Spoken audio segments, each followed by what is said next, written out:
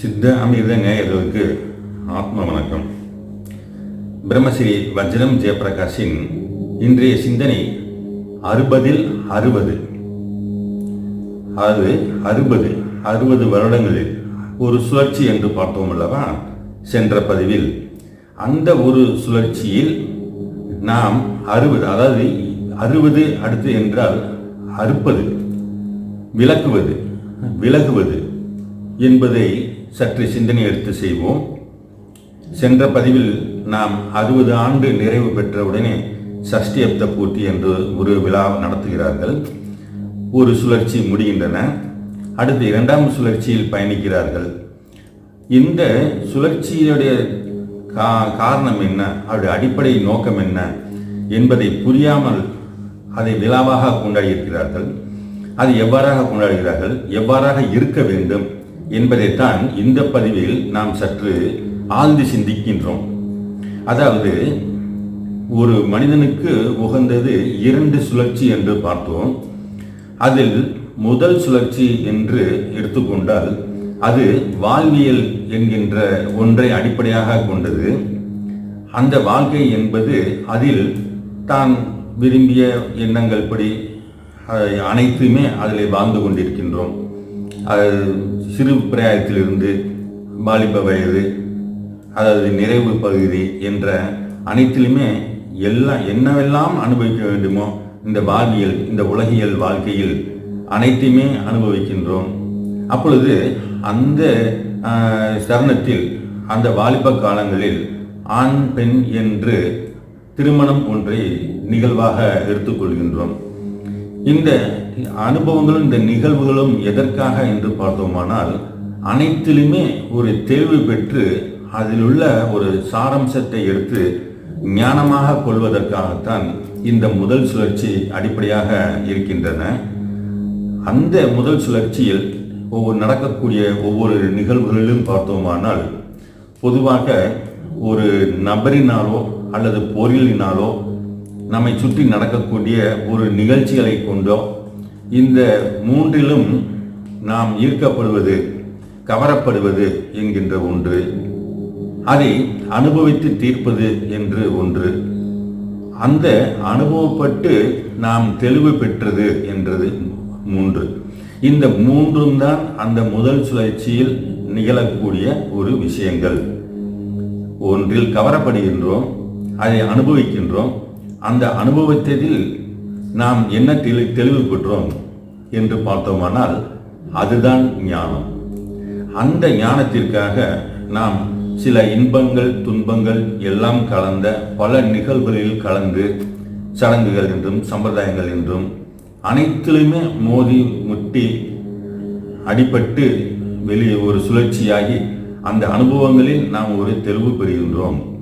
அந்த ஞானத்தை கொண்டு அந்த 60 ஆண்டுகள் நிறைவு பெற்ற உடனே இரண்டாம் சுழற்சிக்கு வரும்போது இந்த அனுபவங்களை கொண்டு நாம் பெற்ற அந்த வாழ்க்கையில் இனி நாம் எப்படி கடை தேர்வது, நாம் என்ன செய்ய வேண்டும், அந்த ஞானத்தை பெற்ற உடனே அனைத்திற்கும் நம்முடைய பயணம் அந்த இறை பயணம்தான் காரணம். இதுவரை எங்கிருந்து வந்தோம், இப்பொழுது எங்கு இருக்கின்றோம், இனி எதை நோக்கி செல்கின்றோம் என்கின்ற ஒரே நிலையில்தான் அந்த இரண்டாம் சுழற்சியில் நாம் அடியெடுத்து வைக்கின்றோம். நாம் பெற்ற அனுபவங்களை கொண்டு நாம் இறை பயணத்தை நோக்கி செல்வதுதான் இந்த இரண்டாம் சுழற்சியோட ஒரு நோக்கமாக அமைகின்றன. ஆக இந்த ஒரு சாரம்சத்தை, உண்மையான அதனுடைய பொருளை புரிந்து கொள்ளாததனால்தான் மனிதர்கள் 60வது ஆண்டுகளை மிகவும் விமர்சையாக கொண்டாடுகிறார்கள். அதாவது இளமையில் ஒரு 20 வயதில் நடத்தக்கூடிய ஒரு திருமணம் என்பது ஒரு மகிழ்ச்சிக்குரிய விஷயம்தான், சந்தோஷப்படக்கூடிய ஒரு விஷயம்தான். அதில் நிறைய அவர்கள் புரிந்து கொள்ளக்கூடிய விஷயங்கள் இருக்கின்றன. அதை கவரப்பட்ட ஒன்றுன்னு வைத்துக் கொண்டோமே, சரி, எல்லாமே சரிதான். ஆனால் அந்த 60இல் எவ்வாறாக திருமணம் செய்கின்றார்கள் என்கின்ற ஒன்றை நாம் புரிந்து கொண்டால், அதை 20இல் செய்யும் போது தனியாக ஒரு தன்னுடைய வசதிக்கேற்ப ஒரு மண்டபத்தை பிடித்து மிகவும் சிறப்பாக விழாக்களை கொண்டாடி செய்கிறார்கள் என்பது அது இயல்பு. ஆனால் இந்த 60இல் எவ்வாறாக செய்கிறார்கள், அதாவது அந்த 60இல் அந்த திருமணத்தை செய்பவர்கள் கோயிலில் தான் செய்வார்கள். அதுதான் உண்மையான ஒரு ஐதீகம். அது இன்று காலப்போக்கில் அவர்களுடைய பொருளாதாரம் வசதி தேவைக்கு ஏற்ப மீண்டும் இந்த அடிப்படை உள் விஷயங்களை தெரிந்து கொள்ளாமல் செய்யக்கூடிய ஒரு விழாவாக அது பிரமாண்டமாக செய்கிறார்கள். அது அந்த உண்மை சாராம்சம் தெரியாததால் 60 மட்டுமல்ல, 60 கடந்து விட்டோமே என்பது அடுத்து 70, 80 என்று, அதாவது என்னவென்றால் 60 கடந்தோம், ஆக 70 பிடித்தோம், 80 பிடித்தோம், 90 பிடித்தோம் என்று ஆக எல்லாம் தப்பித்து கொண்டோம். நம்ம தப்பித்து கொண்டு போய்கொண்டே இருக்கின்றோம். அதாவது நமக்கு கிடைத்த வரைக்கும் லாபம் என்கின்ற ஒரு நோக்கத்தில் பெரும் மகிழ்ச்சியோடு கொண்டாடுகிறார்கள். அவர்கள் வசதிக்கேற்ப ஒரு அடிப்படை வசதியில் உள்ளவர்கள் கூட அதை ஆடம்பரமாக கொண்டாடக்கூடிய ஒரு நிலைப்பாடுகளை இன்று பார்க்கின்றோம். இதற்கு எல்லாமே அந்த அடிப்படை பொருளை புரிந்து கொள்ளாமல் இருப்பதுதான். ஆக நாம் எதை நோக்கி செல்கின்றோம் என்று பார்த்தோமானால், அந்த 60 திருமணம் என்பது கோயிலில் ஏன் நடத்துகிறார்கள் என்று பார்த்தோமானால், இந்த முதல் சுழற்சியில் நாம் மனமாக மட்டுமே இயங்கி இருக்கின்றோம், அதுதான். ஆனால் அதனுடைய தெளிவு, அதனுடைய ஞானம், அந்த மனமானது அந்த 60 பூர்த்தி செய்யும் போது அது தன்னை ஆன்மாவாக உணரப்படுகின்றன. இதை உணர்த்தும் விஷயமாகத்தான் அது இறைவனை ஆன்மாவாகவும் நம்மை மனமாகவும் அல்லது இறைவனை பதியாகவும் நம்மை பெண்ணாகவும் பாவித்து நம் கோயிலுக்கு சென்று இறைவனை திருமணம் செய்து கொள்வது என்பதுதான் அந்த சஷ்டியப்த பூர்த்தியின் ஒரு அர்த்தம். அதாவது அந்த ஆண் பெண் என்ற உடலமைப்பில் ஆண்பால் பெண்பால் என்கின்ற ஒரு நிலைப்பாடுகளில் திருமணம் செய்தது இளமை. ஆனால் 60 முடியும் போது அவர்கள் உடலால் அல்ல என்பதை புரிந்து கொள்ள வேண்டும். அவர்கள் வாழ்க்கையில் பல இன்ப துன்பங்கள் வரும். அது ஆசை 60 நாள், மோகம் 30 வருஷம் என்று சொல்லுவார்கள். இதெல்லாம் என்னவென்றால் உடலால் கொண்ட அந்த ஈர்ப்பு, கவர்ச்சி அனைத்துமே போக போக தேய்ந்து, ஏனென்றால் வாழ்க்கையில் பல துன்பங்களும் சந்திக்கக்கூடிய ஒரு நிகழ்வுகள் வருகின்றது அல்லவா. இதெல்லாம் எதற்கு என்று பார்த்தோமானால், நம்முடைய கவர்ச்சி என்கின்ற ஒரு மாயையிலிருந்து நம்மை விடுபட செய்வதற்காக இந்த இன்பங்களும் வரும், துன்பங்களும் வரும். அதாவது நாம் எந்த அளவுக்கு இன்பத்தை அடைந்தோமோ அந்த அளவிற்கு துன்பத்தை அடைந்தே தீர வேண்டும். ஆக இரண்டும் மாறி மாறி வரும்போது, இன்பம் வரும்போது மிகவும் சந்தோஷமாகவும், துன்பம் வரும்போது அதில் தோய்வடைகின்ற ஒரு நிலையை பார்க்கும்போது இந்த உடலால் கொண்ட வாழ்க்கையை சற்று சில காலங்களில் வெறுத்து என்றால் அதிலிருந்து ஒதுங்கி விடுகிறார்கள். அடுத்து பார்த்தா அந்த பூர்த்தி அந்த காலங்களில் அவர்கள் மனம் என்ற ஒரு நிலைப்பாடுகளில் மட்டும்தான் நிற்பார்கள். அந்த பூர்த்தியான உடனே அந்த மனமானது தன்னை இந்த நாம் பெற்ற ஞானம், தெளிவு, முழுமையான அந்த ஒரு விளக்கம், இதையெல்லாம் கொண்டு நாம் நம்மை ஆன்மாவாக உணர்வது அல்லது நம்மை மனமாக இருப்பதை மாற்றிக்கொண்டு அது தன்னை ஆன்மாவாக மாற்றிக்கொள்வதற்கு இந்த மனம் என்பது ஆன்மாவை திருமணம் செய்வது, இனி ஆன்மாவாக மாறுவது, இதெல்லாம் அடிப்படையாக கொண்டுதான் அவர்கள் அந்த கோயிலில் இந்த வைபவத்தை நடத்துகிறார்கள். இதுதான் அதற்கு காரணம். அப்ப மனம் என்பது அந்த வைபவத்திற்கு பிறகு அது ஆன்மாவாக மாறிவிடுகின்றன. இந்த உண்மை பொருள் புரியாததனால் மீண்டும் மீண்டும் என்ன செய்கிறார்கள் இன்றைய மக்கள்? அது 70 என்றும் 80 என்றும் அதையும் கோலாகலமாக விசேஷமாக கொண்டாடுகிறார்கள். அந்த 60 கூட அந்த திருமணம் செய்வது என்கின்ற ஒரு நிலையில் அந்த ஆணாக இருந்தாலும் பெண்ணாக இருந்தாலும் இருவரும் சேர்ந்து இறைவனை திருமணம் செய்து கொள்வதுதான். அந்த நிலையில் துளசி மாலையோ அல்லது உத்ராட்ச மாலையோ என்று அதை போட்டுக்கொண்டு தன்னை இனி இறை பயணத்துக்கு மட்டுமே அர்ப்பணிக்கின்றோம், இறை நோக்கத்திற்காக மட்டுமே வாழ்கின்றோம்.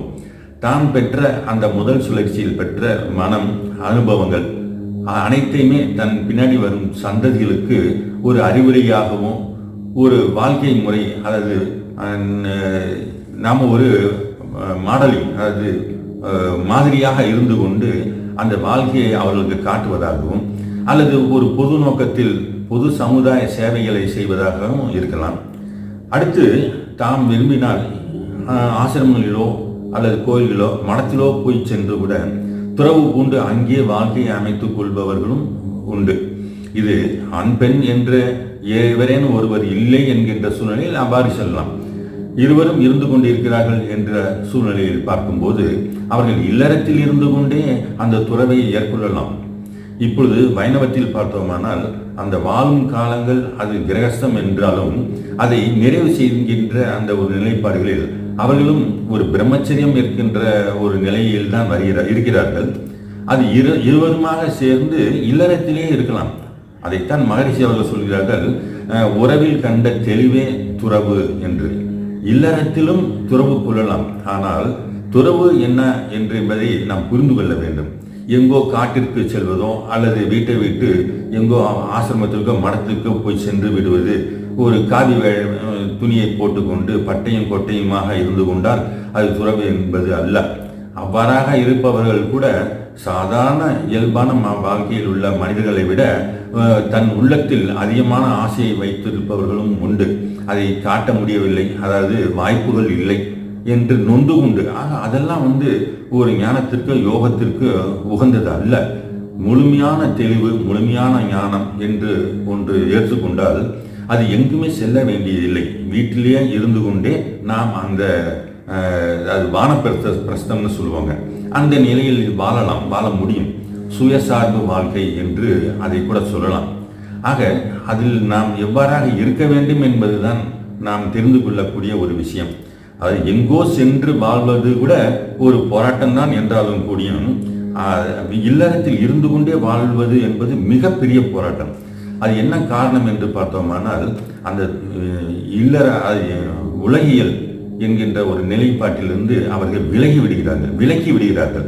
அதுதான் உண்மை என்று பார்க்கும்போது உறவு, பந்தம், பாசம் என்கின்ற எந்த ஒன்றுக்குள்ள அவர்கள் அடிபடக்கூடாது. தாமரை இலை நீரில் இருப்பது போன்று அந்த வாழ்க்கையை நடத்த வேண்டும். எந்த விழாக்கள், வைபவங்கள், கொண்டாட்டங்கள், அதாவது சந்தோஷமான விஷயங்களோ அல்லது துக்ககரமான விஷயங்களோ எதற்கும் செல்லவும் கூடாது, எதிலும் கலந்து கொள்ளவும் கூடாது. இதுதான் உண்மையான ஒரு துறவு. ஆனால் இது இல்லறத்தில் இருந்து செய்யும் போது அது போராட்டமாக ஏன் இருக்கிறது என்று பார்த்தோமானால், இந்த துறவு கொண்ட மக்களும் இல்லறவாசிகளும் கலந்து இருக்கும் போது அவர்களுடைய இன்பங்களையும் அவர்களுடைய விழாக்களையும் எங்கெங்க செல்கிறார்களோ அதிலும் கவனம் செல்லக்கூடிய ஒரு வாய்ப்புகள் இருக்கின்றன. உடனே சென்று செல்லக்கூடிய ஒரு வாய்ப்புகளையும் சிலருக்கு அந்த மாதிரி இக்கட்டான சூழ்நிலை இருக்கும்போது அவர்களுக்கு அது போராட்டமாகத்தான் இருக்கும்.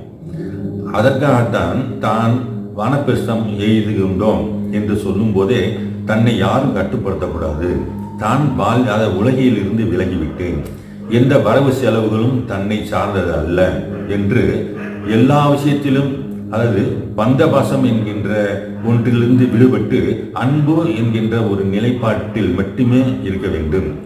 ஆனால் இல்லறத்தில் உள்ளவர்களிடமிருந்து விட மீண்டு விடலாம். ஆனால் உறவுகள், அதில் சூழ்ந்து அந்த வீட்டிற்கு வருபவர்கள், விழாக்களில் கலந்து கொள்பவர்கள், மீண்டும் அவர்களுடைய விழாக்களுக்கு செல்லக்கூடிய சூழ்நிலை அனைத்திலுமே இவர்களை எதிர்பார்ப்பார்கள். அவ்வாறு இல்லை என்றால் அவர்கள் அதற்கு ஏதேனும் ஒன்று குறை சொல்லுவார்கள். சமயம் பார்த்து நீங்கள் இவ்வாறெல்லாம் இருந்தார்கள், என்ன செய்தார்கள், அதெல்லாம் எதற்கு தேவையா என்றெல்லாம் ஏசுவார்கள்.